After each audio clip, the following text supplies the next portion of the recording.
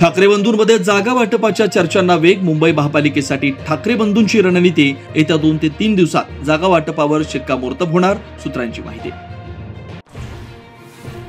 आजारी असलेल्या संजय राऊतांकडून बाळासाहेबांच्या स्मृतीस्थळी अभिवादन. आजारी असतानाही पहिल्यांदा सार्वजनिक स्थळी दाखल. भाऊ सुनील राऊती उपस्थित.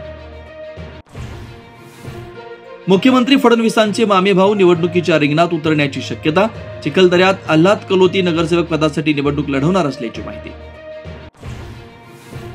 बारामतीत पुन्हा एकदा पवार विरुद्ध पवार. शरद पवारांच्या राष्ट्रवादीला वंचित आघाडीची साथ. अजित पवारांविरोधात सर्वपक्ष एकवटत पॅनल उभं करणार.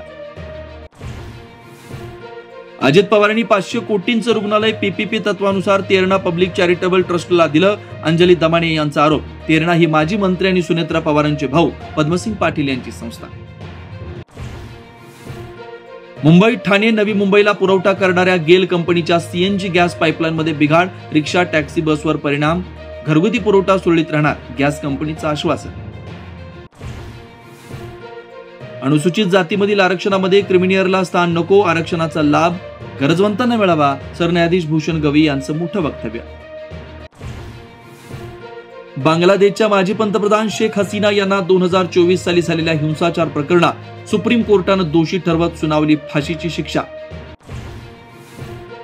नितीश कुमार पुन्हा एकदा बिहारचे मुख्यमंत्री होण्याची शक्यता. आजच नितीश कुमार कॅबिनेट नंतर राजीनामा देणार. नव्या सरकारसाठी भाजपासोबत आजच बैठक. 20 तारखेला शपथविधीची शक्यता.